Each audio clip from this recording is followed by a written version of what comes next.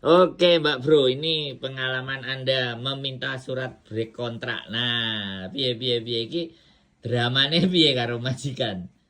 Ya, dramanya sungguh menguras emosi dan juga menguras air mata. Pertama kita harus calling down.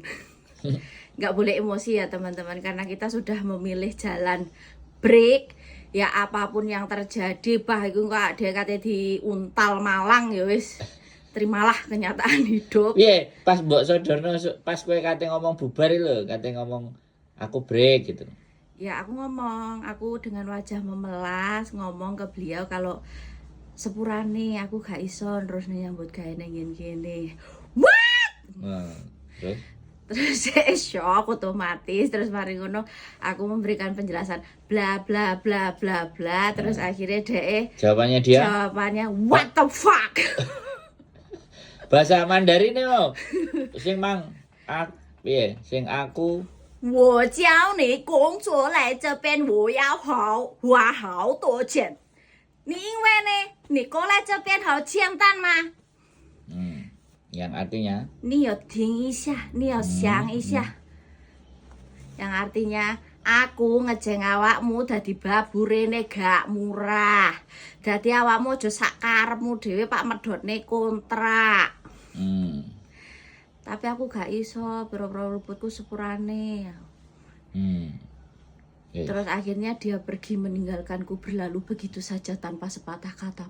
Yes. And then Anda bisa break tapi bisa break tapi dia minta melalui waktu. aturannya beliau. Beliau Aturannya. memohon untuk diberikan waktu menunggu CC baru 3 bulan. Oke, saya manut karena saya tidak suka berdebat. Dapat ya akhirnya. Akhirnya dapat dicutrit ngono totok. Enggak ngerti ku tanda tangan asli atau enggak. Dengan drama yang Luar biasa.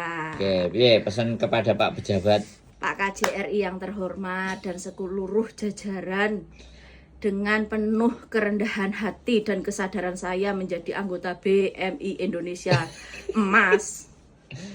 Karena sebenarnya mendapatkan surat rilis letter dari majikan yang disertai dengan tanda tangan majikan itu adalah tidak semudah itu. Tidak semudah kita mendapatkan surat cerai.